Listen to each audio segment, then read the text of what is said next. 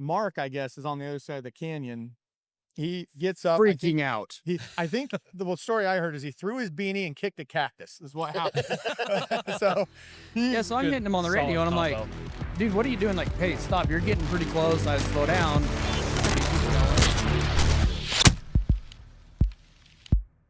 Today we're joined by two special guests. We got Jeremiah Plyer from Wilde Archery and Mark from Wilde Archery. Mark's been on before, but today the special story is about, if you're watching on YouTube, we have an awesome desert bighorn that Jeremiah shot with his bow 2 years ago. Yeah, 23. 23? Yeah.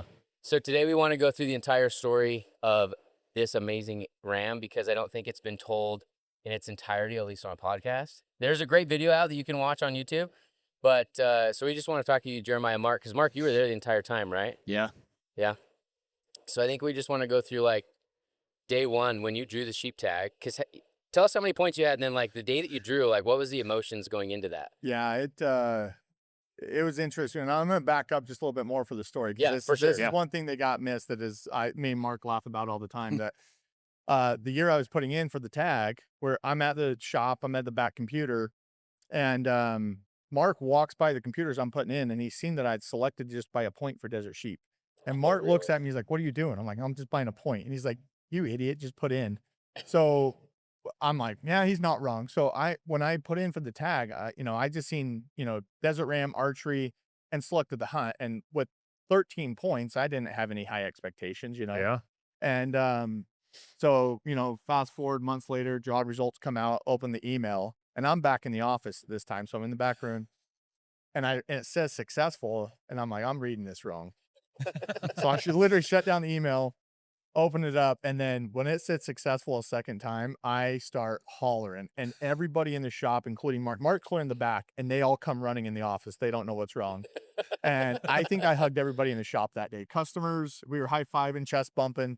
So if it weren't for Mark literally walking by the computer at that time, I would have just selected a point. So yeah, I got super lucky at 13 points. That's nuts. There needs to be a plaque somewhere dedicated to Mark. Oh, yeah. We're in a custody battle over who's getting the mountain right now. Yeah, it's going in my will to Mark. So I'm done with it. He's got to find a place in his house for it. So. Do you know what's like the typical point, I guess, max points that people draw with? Do you remember what the max is? So on like the rifle guys, I mean, they're 25 plus a lot of times for those tags. When Utah started to do this archery only hunt, the max point guys have been around that 21, 22, it seems like. So there's two tags. Obviously the max point holder is going to take the first one, and then the second tag's all lottery at that point. And I think the year that I put in, there was about 180 people's all that put in for the archery tag. So, numbers wise, like you actually have a little bit better odds just based off of that. So, and years ago, I tell guys like, when I was a kid, seems like everybody in the state of Utah puts in for moose. I looked at the moose points. I'm like, I'll be 150 by the time I draw a moose tag in the state. No kidding. So, years ago when I switched to desert sheep, one of the main reasons was honestly was just based off of draw odds that I could pull numbers on. And I go, well, there's the least amount of guys in the desert sheep pool, and I'm switching to desert because if I do draw once in a lifetime in the state, that's going to be my best odds. So. And they're the most expensive to buy, so. Yeah, that's true. Yeah, that's a good point in the state of Utah for sure. Yep. Yeah. So, that's how that whole started 13 years ago. And then, I'm actually so grateful for the state of Utah that's recognizing that there's so many bow hunters out there that would rather have the opportunity, even with, lower success and, harder odds. Yeah. Give me a tag in my pocket. I'd rather go down swinging than not even have a chance, 100%. Yeah. I think that's cool too that they do that for archery guys, because there's a lot of dedicated archers in Utah. Yeah. I feel like your shop has exploded with people in the last like 5 years, 10 years. It's every year we just see growth, what's interesting, the shop started in 2003. So we've been around for quite a while, and every year we just see, good, consistent growth. It seems like, the sport of archery, not just bow hunters, just the sport of archery itself is getting more popular. And I think more guys just want to come bow hunt and take on that challenge. So it's getting more popular, which I always joke around. It's great for business and bad for hunting. It doesn't help. It doesn't help, and just tags are harder to get. But that's true too. It is neat to see that growing, and I'm hoping, long term, like even with this type of hunt that I went on with my sheep, that that the state of Utah recognized, or a lot of Western states recognize that and start allocating more tags just for bow hunting opportunities, and use it as a great management tool is what I'm hoping for. Yeah, absolutely. Yeah. That's insane that you drew at 13 points Yeah. on that. So then, yeah, at the office, draw Yeah. mini party with Yeah. anyone who's there. For about an hour. It was For about an hour That's long fair. party. Yeah. Surprised it didn't last longer. Surprised we didn't piss any customers off too bad that day. Yeah, we couldn't that's fair. focus the rest of the day after that. Nothing got done at the shop. they should have been understanding at that point. Yeah, they And, should have been. Yeah. I remember, so after we, got done with our celebration and party, matter of fact, I remember I chest bumped Mark so hard, and I'm a big guy. Mark went flying. Yeah. I did not hold back on that at all. And then I looked at him and I go, "Where the hell's the dirty devil?" And because I had no clue where that even unit was existed, and Really? yeah, I had no clue. That's funny. And so So it was all based on draw odds then, and then you were like, "Oh, that's best unit," and then you didn't even. Well, there's only one archery unit in the Yeah. state for sheep. Oh, that. And so- I didn't know that. Yeah, Yeah. you want to put in Yeah. for archery, this is what you're getting right now. they used to have it on the Zion. We had Yeah. some buddies that drew the Zion archery tag. Okay. And with the, the numbers, they actually cut that unit back on tag numbers, got rid of the archery hunt, but then he moved the archery hunt over to the Dirty Devil unit. And so, Interesting. yeah. And so, but I had no clue where it was at. I couldn't have pointed it on the map to show you. And so, I'll tell you, having Mark, I'll tell you about anybody that ever draws a tag like that, you want to take Mark with you. He, not only leading up to the hunt, all the work that he did with just networking with everybody that we knew, I think he was more excited than I was. I mean, Mark went and was doing scouting trips without me by himself. He's like, "I'm just going to go find some sheep." So There you go. Everyone needs a mark. That's for sure. yeah. Oh, for sure. He's one of the best guys to ever take on a hunt. But So how quick from tag, like drawing the tag, to how quick were you down there to take a look around? we actually took quite a while. So, once we started telling people I had the tag, a ton of people were reaching out. A good friend of ours, Cody Powell, he'll actually be in the booth this weekend, helping us here. He worked for Victory Archery. Nice. He immediately texted us. He goes, "You need to contact this guy." And his name is Mike Fisher? Mike Fisher. Yeah, Mike's stud. He actually is a corporate buyer at Sportsman's Warehouse in the fishing department. Okay. So we started coordinating with him, and me and Mark actually went down to Mike's office one day. We planned a trip down to Salt Lake, and me and Mark go and sit down with him, and he pulls up his OnX, and it was as fast as me and Mark could add pins. It was the amount of knowledge that guy had on that unit Nice. was absolutely incredible. And it was almost too much. It was kind of overwhelming. Like when we left, we're like, "Holy crap." Like, and the unit is giant. I mean, I don't know how you felt when we left, but I was like, "Man, that was a lot of information really quick." Yeah, it was, we met a guy in La Poncegan in 2019 that was kind of the same way, but Mike fed us pins and information faster than you can even process it. Yeah. It's like, well, there's always a band of ewes that hang out over here, and there's a red ear tagram that's been here for the entire summer. And we're just trying to, I get really weird about how I kind of map my pins out on X, and it was as fast as I could drop them. We get done with it, and I'm like, we got 150 pins on this unit, and I don't know what a dang one of them mean now. Yeah. So we had to go through when our first trip, and we want to see a sheep, of course, but we're there just trying to learn the unit. Yeah. And it's just we're running from pin to pin, just trying to figure out anything about it. Yeah. So yeah, he was a huge help to get us started. And then luckily the previous year, the year before I had my tag, another friend of ours, Jared, he had drawn the tag, and he actually has an awesome film out too. Sadly he didn't harvest, but Yeah. same thing, just being in the industry, connected to so many people. He kind of, was really good to talk to him, because he kind of told us, "Hey, this is what we did and why we failed. This is what I would do different if I had that tag." That's a lot of Nice. that's Yeah. a lot of knowledge. And right there. and so yeah, between those two guys, like getting us set up in the right spots, saying this is what I do different, and so, but yeah, it was a lot leading up to it, and I think between all the scouting we did through the summer, I know you did one solo trip. Yep. I think our first trip was in September. Yeah, it's kind of tail end of the bow hunt. I think the bow hunt had just ended, and we Yeah. finally decided to run down there for a couple days. So when were your season dates? Yeah. So it started November 30th, Yeah, until think like 30th. December 20th, somewhere in later, that range. okay. So it's a later hunt. Is that after the rifle guys get a Yeah. chance at it? Okay. So yeah, and here's what's interesting: the rifle guys start like September 15th, and I think they hunt till December 9th or 10th. Also, there's overlap. November. Wow. November 9th. or November 10th. 9th Yeah. or 10th. Yeah. That's a So long they start season. September, middle of September, go through end of September, all the way through October, and then get 9 or 10 days, so Into- or wow. October. So, but yeah, they get a really long season down Super here. long season. Do you know why that is? Because I feel like you would give archery guys a lot longer because of how hard that is. Yeah. That's interesting. Yeah, It's different. it's I don't know if it's just the the terrain thing. I mean, guys wait a lifetime to draw that Yeah. tag. Yeah. But yeah, it is interesting how long a season those guys do get with a rifle. And so, the first trip we go down there, checking out some of the pins that we had, some of the areas. What was really difficult is, we're out there trying to scout for my hunt, and there's already guys out there on the mountain Hunting. hunting. Yeah, Yeah. that's true. And so, we learned a lot that first trip, and I'll tell you what, I came back very humbled after seeing the terrain. It looked intimidating. Did you see any sheep the first trip? No, No. Oh, no, not at all. rough, intimidating terrain and no sheep on trip 1.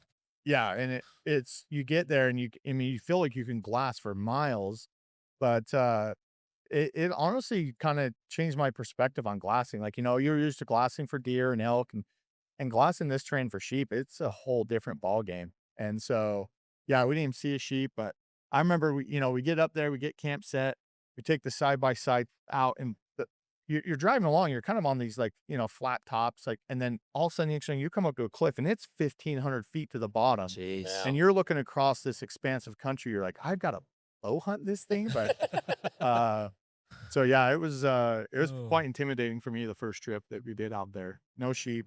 How many scouting trips we ended up doing? Like 3? We did a total of 3. Yeah. 3 trips. We left the first trip, our tail tucked between our legs, thinking, Yeah. yeah, we wanted to see a sheep, but we couldn't even find one, and we got to bow hunt this. Yeah. We're screwed. How far is it from house to unit? What's the drive? 4.5. 4.5. Somewhere in that ballpark. Yeah, So at it's least, and it's a haul. it's a haul. And the other interesting thing with that unit is, they have these big cut washes that you just can't really get through. Yeah. And so, like, if you want to go hunt on this side, it's a 2-hour round trip just to get to that side of a canyon. And then if you see a sheep on this side, it's, all the way around. And so that's what was interesting is, like, we could glass a lot of country, but if we're looking across these canyons, you might see a sheep over there, but there's really no way physically to get across without literally driving hours out and around just to come in from the other side. And hopefully you don't have to hike a day just to get to them. Yeah. Yeah, that's Oof. crazy. Yeah. There was a Jeez. couple of spots and pins that we had gotten sent to us that they're like, hey, like, there's always sheep to hang out here, but they're like, you're at least 2 days to get in, 2 days? 2 days to get Man. into some of these spots. Mhm. And then, hopefully if you get one or not, you're like, hey, we blew all these sheep out. You're Yeah. 2 days to get out. Oh. And And water's probably scarce. yeah, there's a lot of water in the bottom of the canyon, surprisingly. We found that out the Okay. hard way. Interesting. Yeah, there's a Uh, marsh, frag-blown marsh with frag in it. Oh, Yeah. nice. With so, frag? so Down in there, really? Yeah. so it was- gross looking Wow. water. Yeah. But the problem is just getting up and down some of those slot canyons is, Yeah. I Yeah. mean, you're kind of looking and go, well, there was a lot of spots where I'm like, I know I can go down that, but how the hell am I going to get back up it, And so, but yeah, it was, first trip, we didn't see anything. Mark had went and done a scouting trip on a different unit for deer and then kind of tied it in with I think 1 or 2 days on the unit. And he actually found a ram that trip. Yeah, I found a decent ram. I was getting pissed because I'd left the Book Cliffs on a deer hunt, ran straight down to the Dirty Devil to go look for sheep. And I'm getting mad. I'm like, I can't even find one of these. How the hell are we going to kill one of the bow? And I kind of set a thing for myself. Until it was dark, I couldn't have a snack unless I found a sheep. And at this point, I'm getting pretty freaking hungry. And I'm just, I'm throwing a fit on the side of the mountain by myself. And I get back in my binos, and there's one standing there. I'm like, I've been looking at this hillside for 2.5 hours. And he was there. He just bedded Just behind who stood knows up what. finally. Yeah. And he stood up, and there he was.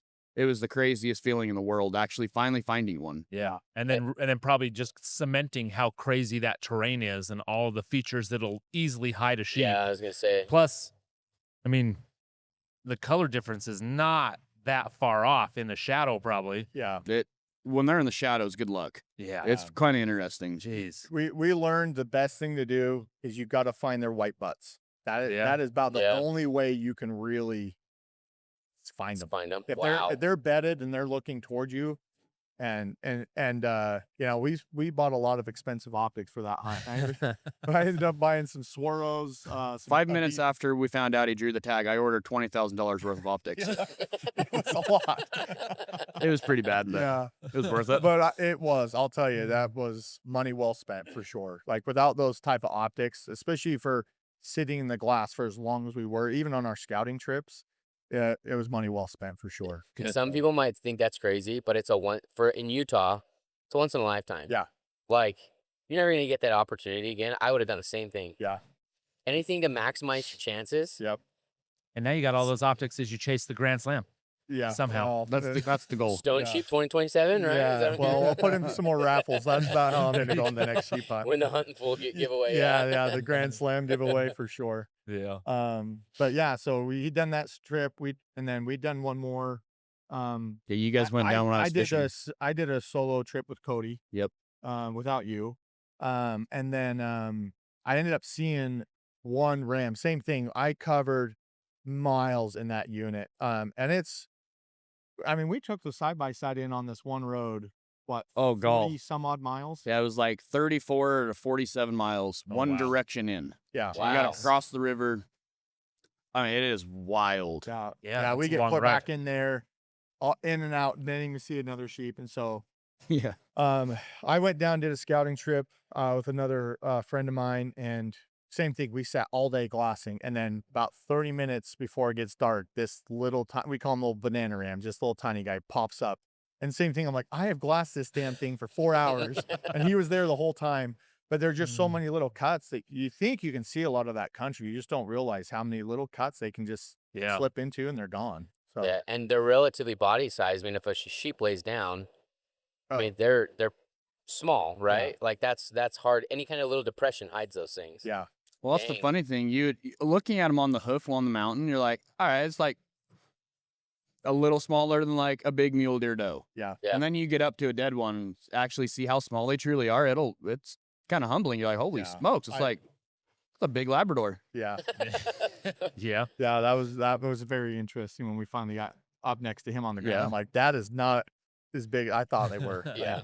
And maybe it's just the terrain, the optical illusion or whatever. It For may sure. be. So yeah, we did our scouting trips. You know, you'd found one good ram. I seen that banana. And then after that, I was like, man, I don't think we did. Did we do That was one more? it. That was it. Yep. for I went scouting. down after you guys had went, and that was that. And then we got on the unit 2 days with before a the hunt. 2.5. Well, we got a 20-minute class in the That night we pulled in. Yeah. But Okay. we had 2 days to kind of scout and look around before the hunt started. Before opener. Yep. Yeah, and I thought, okay, you know, the rifle guys are done. There's going to be a 2.5 week break. Maybe the sheep will calm down. Everyone's off the unit, and so yeah, we just went down a couple days early. We got camp set and started glassing. We didn't see a sheep till opening morning. I don't think we found anything. No, so I went over to the spot that I had found that pretty decent ram Yeah. on my trip. Immediately picked up a ram that morning. But he was pretty young. He's probably like 3-4-year-old ram. That's right. I actually got pretty cool film of him headbutting a rock. Yeah, it was cool. And then That's cool. that night you came over to me. We had ewes. Yeah, I mean, we drove right above him on the road. Yeah. Yeah, we're sitting there glassing and didn't really see much. As soon as we turned to leave, we looked back, 200-300 yards in the canyon behind us. And there's bunch of half a ewes dozen ewes there. looking the wrong way the whole time. Yeah. And so That was pretty neat. Our second scouting day, we didn't see a ram at all. No, because you also found a ram across the river yeah, that first morning. The second day we didn't see a sheep. Yeah. I'm like, well, Oh. yesterday was great. This is kind of how this hunt's gonna go. Like every couple days we're gonna find some sheep and then we got to relocate them. Yeah, and I kept telling myself the whole time, like leading up to the hunt, I'm like, okay, if I can get, my goal was honestly to get like 4 or 5 stocks in. I'm like, if I can get 4 or 5 stocks, maybe out of one of those stocks, I'll get to full draw. Yeah. That was, Yeah. I had kind of set expectations are pretty low. And just because looking at the terrain and where they're living, like, you know, that ram that Mark's talking about that I glassed across the river, you could see him, but I mean, you're talking 2.5, 3 hour drive to get around, and then, you know, hours just to hike in just to get close, you know. And hopefully they're still there. And hopefully Do they still move there. a lot? A ton. Really? Yeah, they're kind of like antelope. They'll pick their head up and just run or go for a walk for miles and then do their thing. That's so there's crazy. no patterning of that. It's not like a deer and elk where you're like, oh, hey, you're crossing the same saddle every day. They're such a random creature. Really? Yeah. So Yeah, there's no rhyme or reason to them whatsoever. Which makes it that much harder if you can't pattern them. yeah. Oh, it's a Like nightmare. yeah. yeah. I I think they stay in the same general areas. Yeah. But you know, the terrain that they can go through compared to us, it's like any Oh, yeah, that's animal you true. ever hunt. Like Oh, they yeah, make it yeah. look so easy. You're not catching up to them. No. And so, yeah. So fast forward to Opening morning. couple scouting, opening morning. Me and Mark decided to split up, and we were waiting for Brad Hunt to get there. He was running just a little bit late. He had to drive clear down from Idaho to come film the hunt. And, Yeah. and it's getting light, and I'm kind of getting anxious. You know, I want to get out there. And, Oh yeah. and so Mark, I had this older side by side, and Mark had this machine that could do 70. And so I said, well, I'm gonna leave now because I know I'm not gonna keep up with you. So I get out. I go to me and Mark had kind of separated. There's 2 big drainages we were really focused on, and I kind of told Mark just based off our scouting trips and things we learned, like, hey, you know, we know where some sheep are at now, but it's not really bow hunting terrain in my like it was just going to be so hard. So I kind of Yeah. narrowed it down to really 3 different parts of the unit that I think that if we can find a ram in there, I can actually bow hunt it. I can Yeah. get in on it. And so I went to one drainage, and Mark, right as he's getting ready to leave, Brad pulls up, and You'd made it 5 minutes out of camp. Here Yeah. comes Brad beep bopping down the road. I'm like, get your crap and let's go.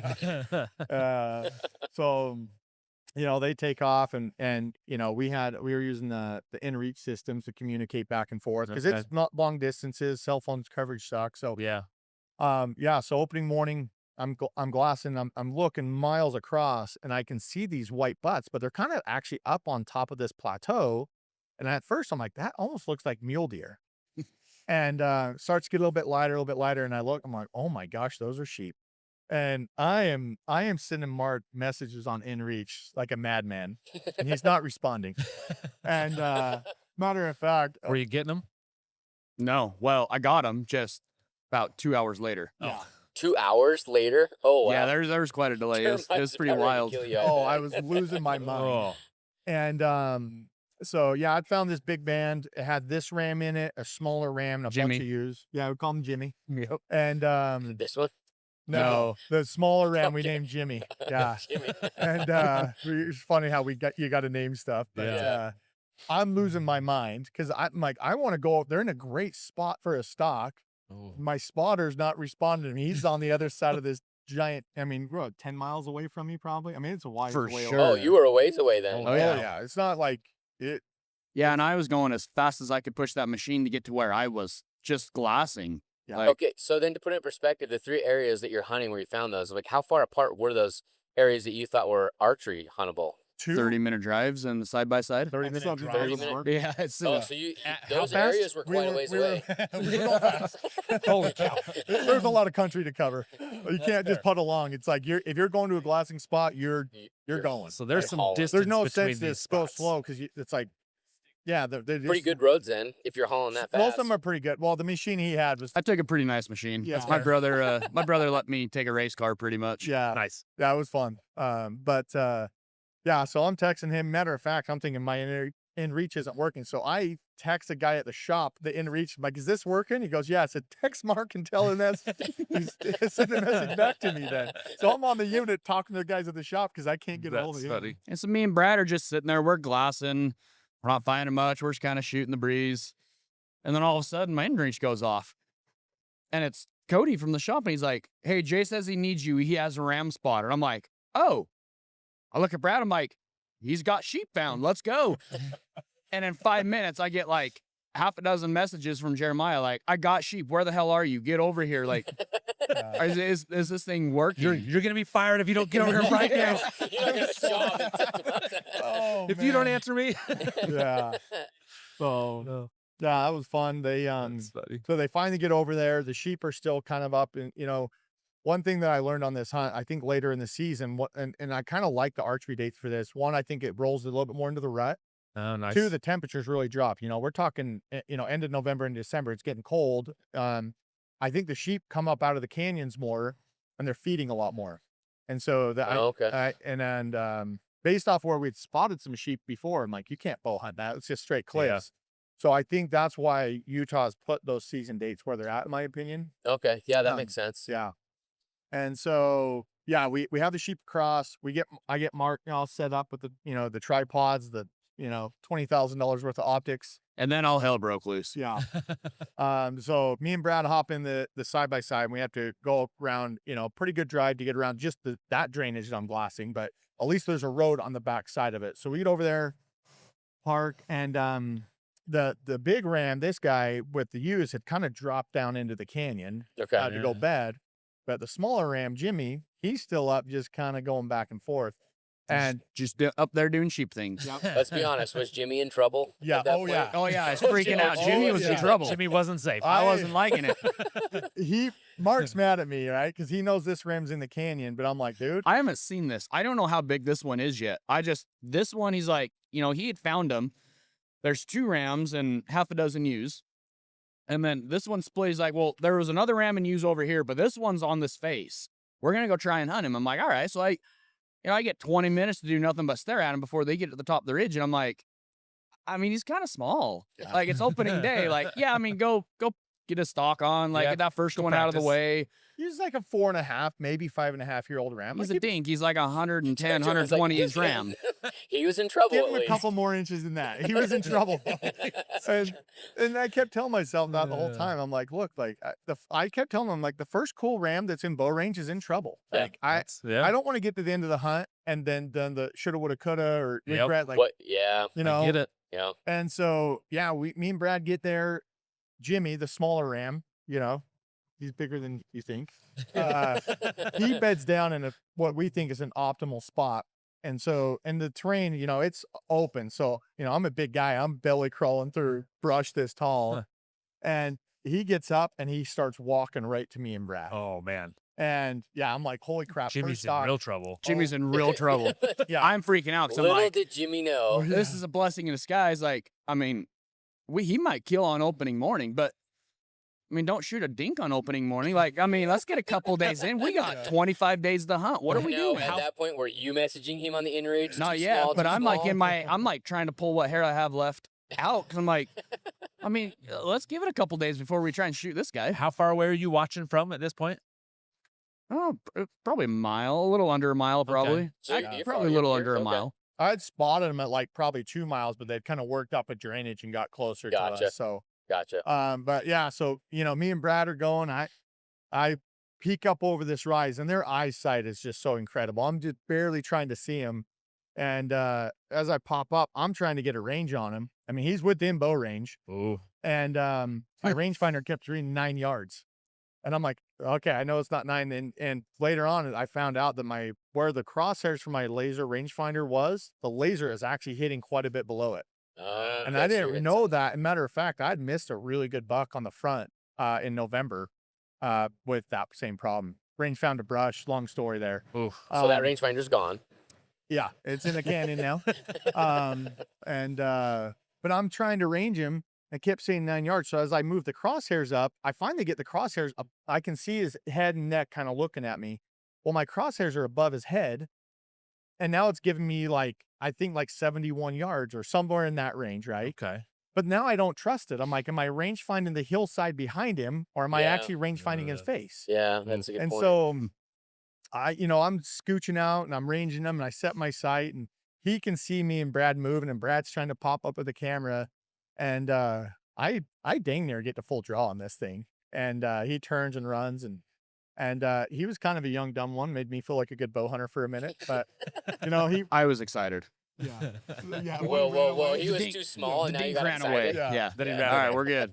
I'm pretty sure this makes more sense now. So, I chased Jimmy that first day. I probably did like 3 or 4 stalks on him because instead of dropping in the canyon, he would run a mile this way and bed.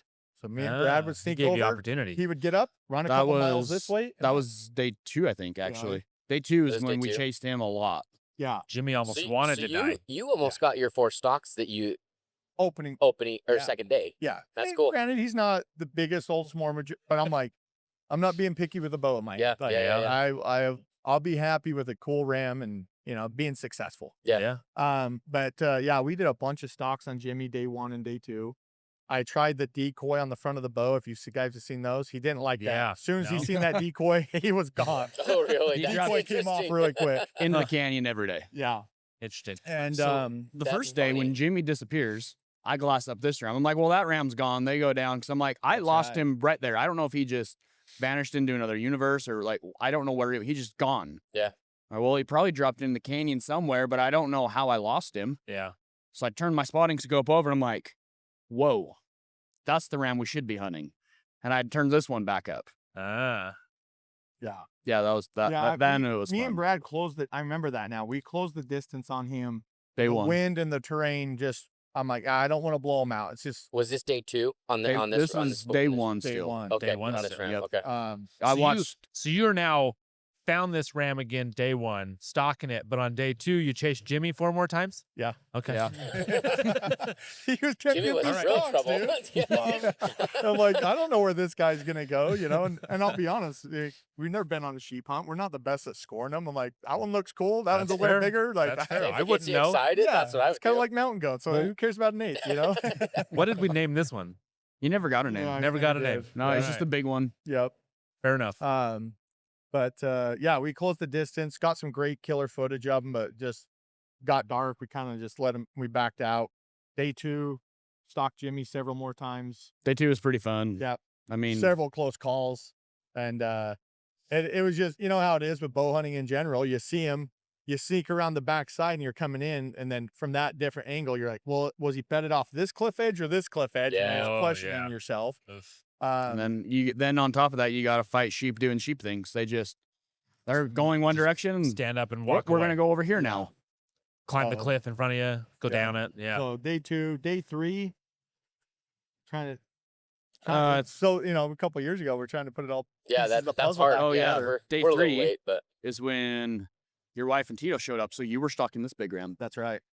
Yep. So we And were I down thought it there was 'cause the going hunt down, started like- on a Thursday. So me and you hunted Thursday, Friday with Brad. Yep. And then The snowstorm came in Friday night at home. yeah. So And we they woke left up one Saturday morning. That Okay. was the other thing. The first morning we woke up, it was so cold. Everything froze in the trailer, frozen solid. It was cold. It snowed one morning. We lost the morning glass because it snowed and just socked in. Oh, wow. Yeah. That was I think Friday morning, and then it Yeah. lifted. We got some stocks in a little bit later that Yep. evening. Burned off in 30, 40 minutes what snow we did get. And Yeah. then we were stalking sheep again. Yep. I think that's Um, one people don't think about is it does get cold down in that country. Yeah. Even southern Holy Utah, you're smokes. still cold. Yeah, it was really cold in the mornings. And that makes it a little bit harder too with bow hunting. You're trying to put clothing on to stay warm, but then also have to draw quiet and Yeah, that kind of thing. yeah. And so Did the um, cold affect the sheep? Like, did they act a lot different? I think they wanted to lay out in the sun and sunbathe a lot lot more. more. And then I think they wanted to come up and feed a lot more too. So Okay. I think that time of year was good. I think in the summertime, it's so hot, they're tucked in the canyons in the shade all day long, and they might come up at night and come feed, when it cools down. But yeah, I think they're way more active that time of year. Cause we Yeah. were seeing a lot more sheep, into that November, December. Me and Brad, I think, we were spotting some other rams clear across the canyon Mhm. again. So we were seeing they were up moving more active, I think rutting. They were bedding out in the sun a lot more, so it was a little bit easier to pick them up in the glass. Yeah. So, that Saturday,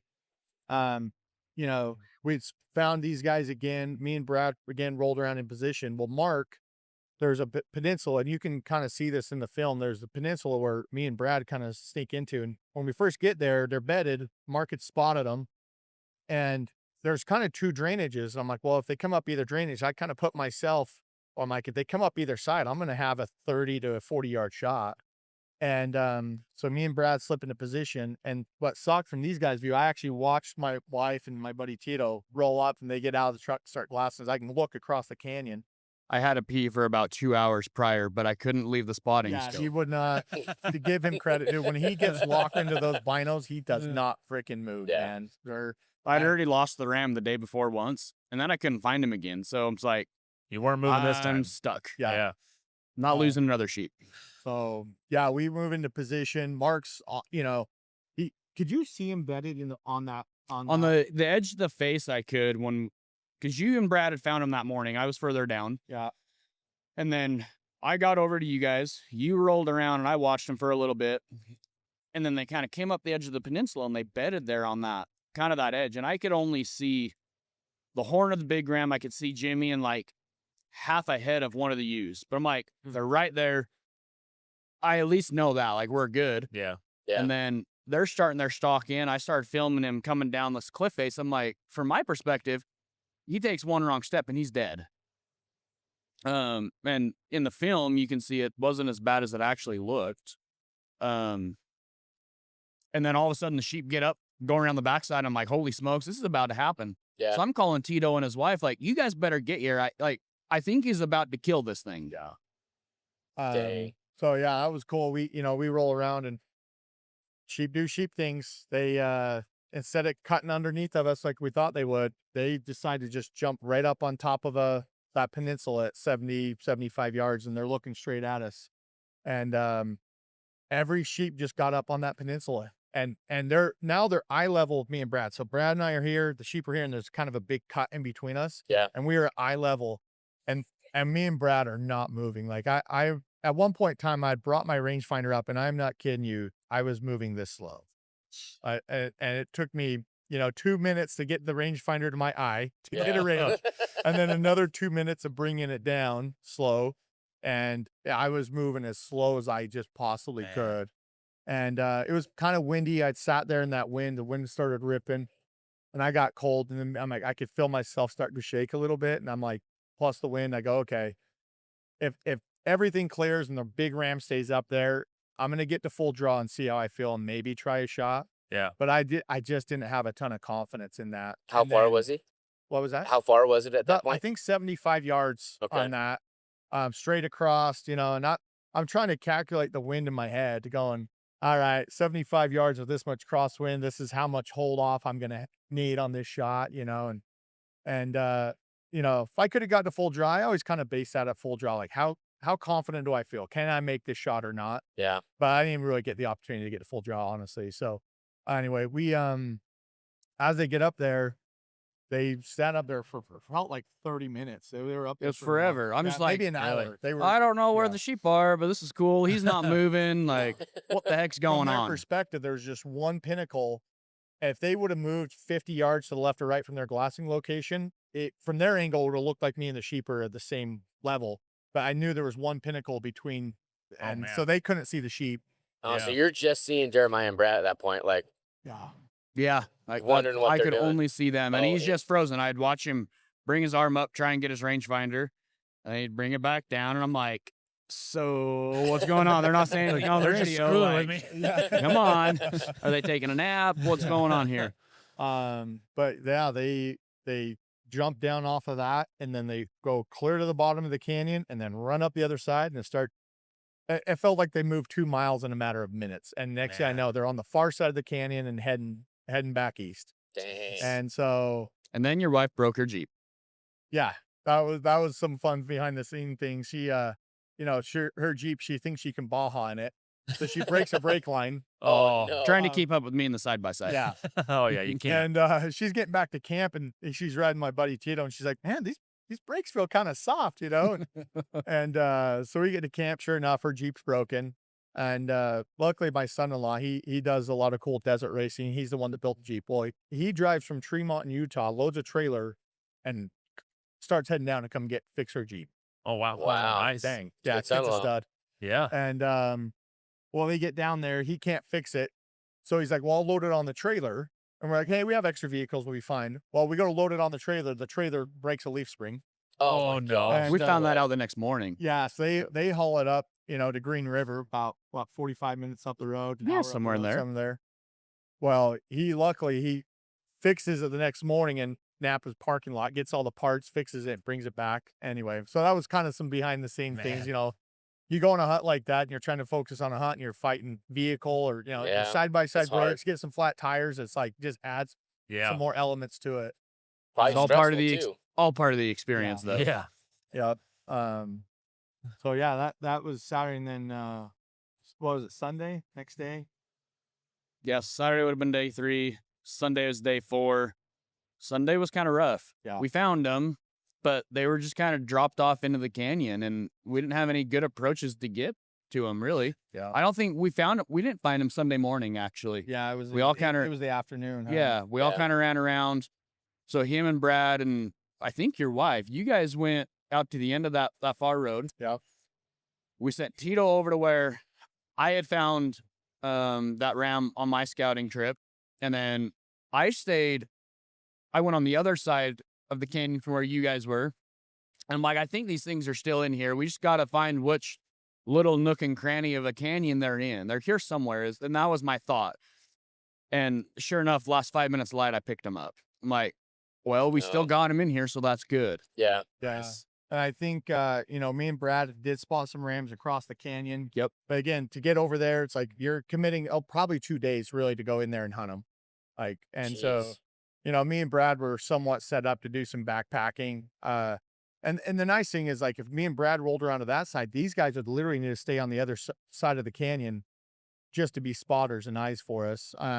We went over and hunted above that ram you spotted that morning. Yeah, that's Yeah. where we went. Yeah. So we kind of bounced around, not knowing when these guys took off. Like, did they stay in this canyon or are they 5 miles away? We don't know. Yeah. And then I think the next Monday morning. Monday morning, We didn't find them. didn't find them. Went back to camp, had a nice breakfast. Baller breakfast. Yeah. It was incredible. Is that the one that's in the film? That's the one Yeah. that's in the film. Well, I'm not gonna lie. I got hungry when I watched that. Yeah, Mark cooked up a good breakfast. I shot my bow for a little bit, tried to make sure that felt good. Yeah. And then got her Jeep all figured out, which was, now where you got 4 more wheels to roll around on. Yeah, nice. And we went back out that evening and we had split up. Me and Brad were on one side of the canyon, Mark was on the other. And Brad and I had went out several miles where the sheep had went last to kind of look into that country. And Mark hits me on the radio, goes, I found them. And then he's like, they're just right off the top. And Bedded on top of like the sandstone dome, all sitting out in the sun. I'm looking in like every little shaded nook and cranny I can. And I'm like, well, they're not in the shadows. And then I just start panning across all the open stuff, and here they are in front of my eyes this entire time. Man. Like I wasted 40 minutes of straining my eyes trying to find them, and they're just in the Yeah. broad daylight. But bedded you found down. But you found them. Yeah. $20,000 made it. Made it good. Yeah. Money well spent. Money, exactly. But yeah, that goes back to the thing. They do kind of blend in. Like they're sitting there in the middle of the sun shining, and I couldn't see the dang things. Yeah. Yeah. How far away were they when you found them roughly from you? Less than a mile. We could hit Okay. them with a rangefinder. They were Oh, okay. 15 to 1,700 Okay. yards. And at this point, how far are you away from where you found them? Miles. Oh, geez. Yeah, because I had driven Yeah. out that canyon. So I get out to the canyon rim and Mark can't spot me. So I'm sitting out there. Brad had one of those glossing pads that are orange, and I'm Yeah. sitting there just waving it like a madman. And Mark's like, because I'm like, do I stalk into him and when Mark finds me, I'm like, what do I do? He's like, oh, you got to go back to the side by side, drive miles back, and then come in. And so, me and Brad pack our stuff, round to the side by side as fast as we can. And as we're driving, Mark, he hits me on the radio, he goes, okay, stop there. So we get out, we're working in, and I'm trying to close the distance the best I can. And Mark, We're also trying to hit. The problem is we're like virtually straight across. So I'm like, Yeah. range the sheep, range them, trying to give him the best judge of distance of how Yeah. far he is Oh, absolutely. from the edge of the rim. And what we screwed up on is we should have, probably dropped couple more pins on X and sent them to each other. Like, okay, this is this is that. Yeah. So he actually had a little bit better idea, but we're kind of too dumb for that. So yeah. Yeah, it's heat of the moment though too. Like you don't think Yeah. about that. yeah. Yeah, so we, me and Brad are working in, And then Mark hits me on the radio. He goes, "Hey, I would drop your pack and boots right there." So, we do take everything off. I kind of get gear situated, and I hit Mark on the radio, go, "Hey, I'm going to stay radio silent. Just, guide me in from here." Yeah. And so, I heard him at that point. We're on the same page. No big deal. yeah. So I get down, and Mark, the last conversation I had with Mark, he goes, "Hey, I think you're about 300 yards away." And so in my mind, I'm like, "Hey, wait, I still have a pretty good distance to go." Yeah. So, and it's so hard with that distance and everything. So as me and Brad dropped down, I'm like, "Man, we're kind of on this rim already. Like, we didn't go that far." So in my mind, I'm like, I still have a couple hundred yards where these sheep are at. And I'm hearing nothing in my ear. So I'm thinking, I am not very close to these things if he's not talking to me. Right. And just kind of instinct kicked in. I didn't want a skyline. So, I get out and I'm crawling towards the edge of this cliff, and I'm looking several hundred yards to my right based off of the terrain. And I am like, where the hell are these sheep? And all of a sudden I look down and there's a ewe bedded at like 70 yards. Holy cow. Oh, And man. so Yeah, his man. angle, yeah. And she's looking at me.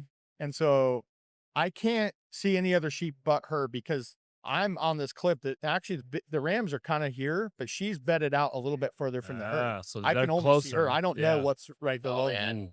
And so I kind of scooch back. I get up on my knees, and there's like one stick that's the cover I have. It's one stick. And I get up, I give her a range, set my sight, and I thought, well, if she stands up and gets nervous, maybe that ram will run over and sit next to her. So she stands up, I draw my bow, thinking, well, I know the range, she's there. The ram comes next to her, I might get a shot. And they get kind of nervous, and I see her kind of take off. So I let down.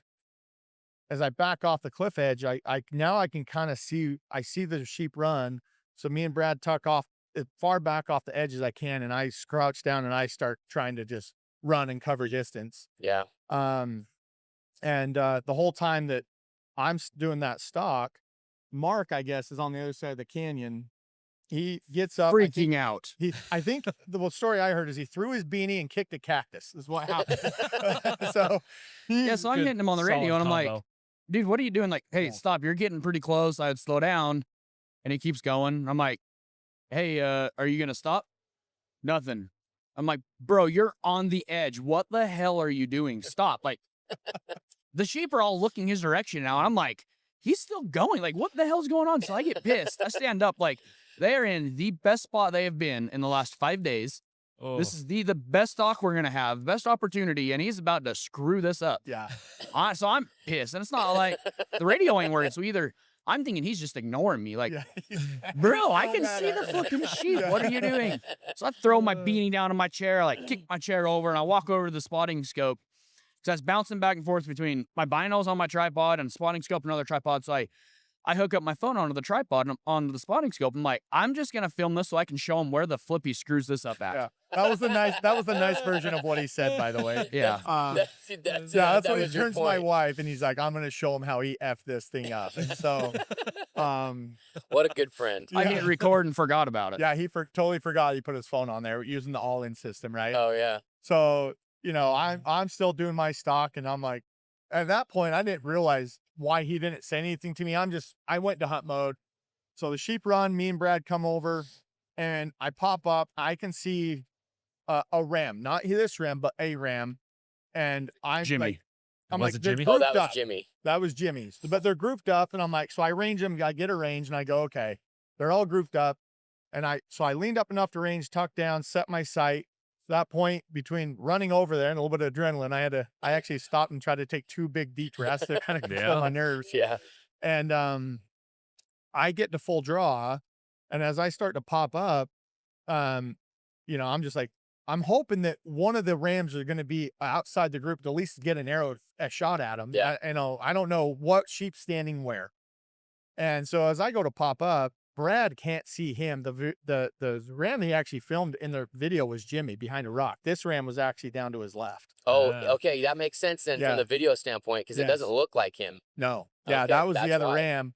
But Brad's like, well, one, he didn't want to come up over my shoulder and Yeah, skyline more. ruin it. 100%. And two, I'm a couple inches taller than he is. So he's like, I can't get above you. So he had to kind of, he filmed from the side and had Yeah. just a slightly, that's all it takes is a foot or two difference of the angle change to change your perspective. Yeah. Yeah. No, And, I get that. Yeah. That's, So yeah, I pop up over and they kind of separate. There was kind of two groups. He was in the middle and I see him take 2 steps and is kind of quartering away. And I'm like, this is my shot. This is my chance. And, I settled the pin and this is where I made a mental mistake in that moment. The research I'd done before then, everyone kept telling me, hey, sheep's vitals are tucked way more forward in their chest cavity than normal deer and elk are. And so for whatever reason, that was stuck in my head. So when I get to full draw and I put that pin on that sheep, I'm aiming for the crease on his shoulder. And, if it would have been a normal deer and elk, I would have had that pin back towards the back ribs more based off of the shot angle. But in that moment, I'm like, hey, his vitals are a little more forward. I'm going to tuck to that shoulder. yeah. And so, I get the full draw. I can see the pin there. And, it's steady. I'm not the steadiest I've ever been, but I can see the pin on his vitals. I go, okay, anywhere I break this shot, I'm going to connect on it. Right. So when I'm on the crease, I feel the shot break. And I do, honestly, I'll admit, I do feel I pulled the shot a little bit to the right. I felt it on the release of the bow. And then going back and watching the video, it was a combination of me pulling the shot and him turning just ever so slightly. And, he kind of came up from his right shoulder, but up through the neck and hit. And Brad couldn't see it. I'm under adrenaline and it looked like it hit him, but we heard my arrow just crash the rocks behind him. And I turned to Brad. I'm like, I don't know if I got it. And so we're sitting there and again, no radio communication. I don't hear him. I'm like, what the hell is going on? Yeah. And so I kind of calmed down for a minute and I start fumbling with the radio and I tell Mark, I says, hey, I got a shot, but I don't know if I hit him. And Mark's like, oh no, he's bleeding. And I turned around. I'm like, dude, I got it. He's bleeding. And at that point, I didn't quite know where I'd hit him at yet. And so these guys luckily had a good angle, kept eyes on him to kind of come up the bottom of this drainage.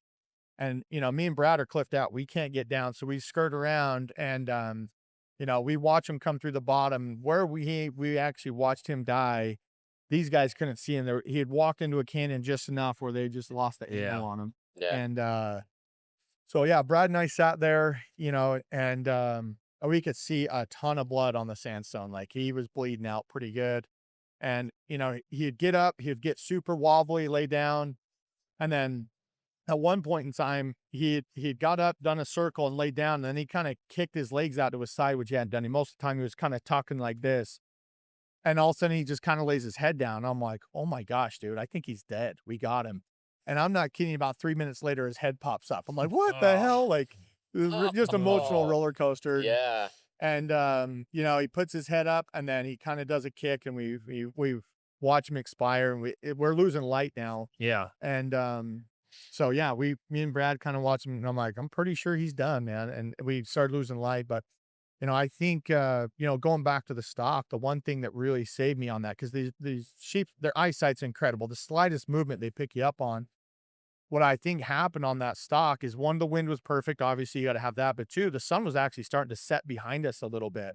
So I think when the sheep are looking back where me and Brad were getting a little bit of movement, the sheep are kind of looking, they're getting that sun ray, I think is hitting them. And I think that's how I had just enough of that sun to where they could see some movement, but couldn't quite tell what we were. And that's how I was able to actually get the full draw and get an arrow off on. Nice. That's cool. So, That's so cool. The one part that I like in the film, if people should go back and watch this, is when you shoot it and they're Mark's perspective, because your wife's there, Tito, and they're like, I don't know if you got it. And then Mark's like, oh no, there's blood. Yeah. And then they all start freaking out, like the emotion aspect. Yeah.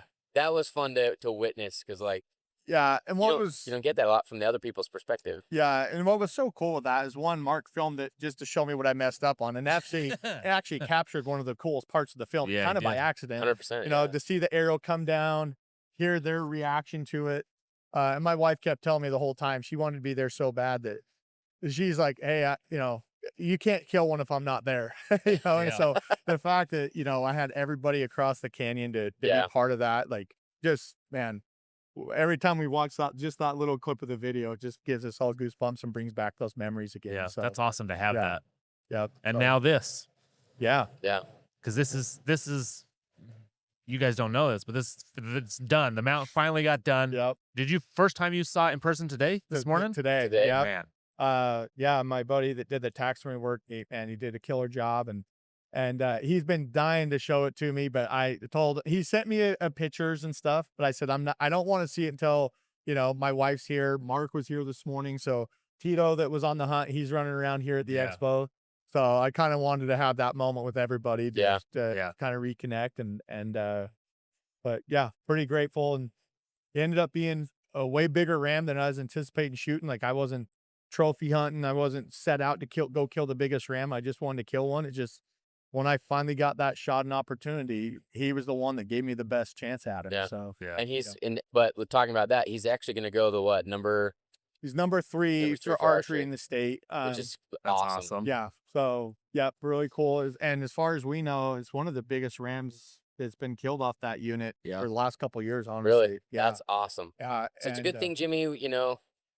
Jimmy gotta wait wasn't for meant you. to be lit. Hey, if he even let me get an arrow off, I'd have been just as happy. I really would have. Like, yeah, I mean, this is a huge bonus, but I didn't set out on that hunt to go try to kill the biggest ram on the unit. I just didn't. So, For sure. Yeah. but yeah, I mean, between that and then, the bullet hole through the horn, that's just such a unique characteristic for, you can see the patch on the top of his shoulder. And so, when we walked down to him that night, me, Thulsa, and Brad went down. Mark and Tito stayed at camp that night, and it took us hours just to get to I was kind of afraid of coyotes getting on him overnight. Yeah. And trying to navigate that country at dark. I mean, we had the best headlamps money can buy, but we would get down and get cliffed out and have to come back. So what should have taken us an hour took us literally all night. But we slept on the sheep that night, left him there. It was plenty cold. I wasn't worried about meat.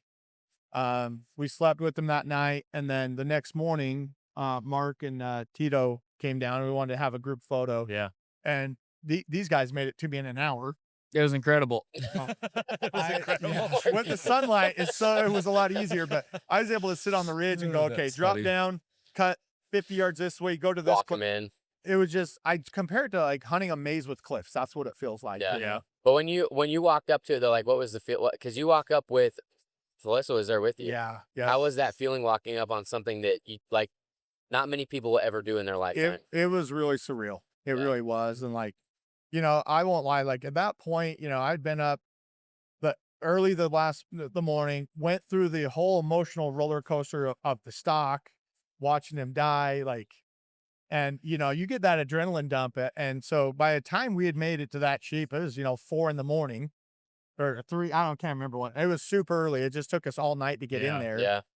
And it was kind of hard to honestly collect those emotions. I remember at one point I'm like, I just want to sit on this rock and just admire him laying there. And it is always kind of weird for me with almost any animal I've ever shot. You get up to him to have the excitement, but once you actually start like breaking that animal down, that you just kind of lose that moment with them, And so, we sat there underneath the stars for quite a while, just looking at him, admiring him, and Such a cool experience. reminiscing about it. Yeah. Yeah. So, That's it.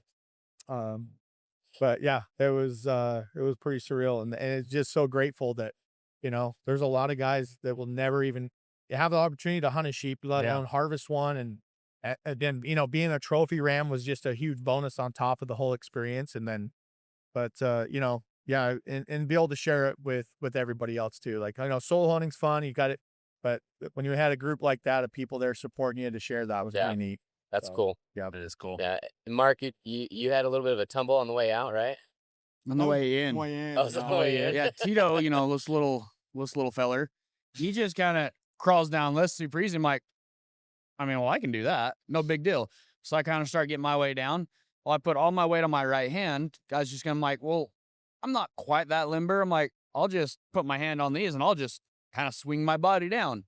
Just put all my weight on my right hand. It gave out and I went tumbling down. about lost Mark. Yeah. Right in a crevice. It was almost Gone. if it wasn't for his bow, I probably would have eaten me a little more. Yeah. Oh, jeez. Yeah, Did Mark. you say was the bow broke nice. the fall? Yeah, he packed the bow in because that night we went in, like we were, I didn't have a bunch of backpacking gear for my wife, so I was loaded down with extra gear and equipment for her. Yeah. And so I was like, my pack's getting kind of big and heavy. And I was like, I asked Mark, I was like, hey, will you bring this in for the photos in the morning? He's like, yeah, sure. Nice. So he was nice enough. The next day, not only did he show up with my bow, he brought me coffee too. So Yeah, brought everybody yeah. coffee. It was great. The coffee survived the fall. Yeah. We're good. Breakfast, coffee. Yeah. You're invited on our next camp. Oh We yeah, got it. take this guy. He's Yeah. he's the man. So, Okay. and then we sit there, take a bunch of great photos. Brad, so grateful for that guy. Not only capturing the hunt, Brian, putting it together was incredible. Yeah. But some of the photos that Brad, just the still shots that he was there, like, everyone usually gets to these, and photos on your phone still good, but man, Brad just went up beyond about that. So, and then Mark wouldn't let anybody else touch the sheep. He was the only one that got a knife on that thing to do the full body mount. So, Yeah. broke it down, and I mean, you did an okay job with the cut. I'm just kidding. yeah, It went pretty all right. I was Yeah. pretty. I mean, I've caped a couple things. I've done a lot of shoulder mount stuff, right? I've never caped for a full body mount, and I've never touched a desert sheep. Yeah. So that was took me That's quite a bit longer than it probably should have. But you can't just go buy one of these from somebody every year. Like, there's not enough capes for deserts out there. So 100%. yeah, you screw this up, that's the end of the day. yeah, that was cool. And the next day when these guys show up, everyone kind of had it was really neat to see Mark. I think he was just as dedicated to get a sheep as I was, and just to sit, watch him sit there on there and just look at that thing, go, holy crap, we actually did it. Yeah. It's cool. So yeah, it was incredible, man. So That's awesome. Yeah. Well, thanks for telling the entire story. I know that hasn't been really captured, and things that we did weren't in the film. Hopefully are in the podcast. But Yeah. if anybody out there needs any archery needs in Northern Utah, come to Wilde Arrow. They're our favorite shop. I don't think I would go anywhere else personally. So you guys should come to Wilde Arrow and hit up Jeremiah and Mark or any of the guys at the shop. They'll get anybody set up. Yeah. With anything.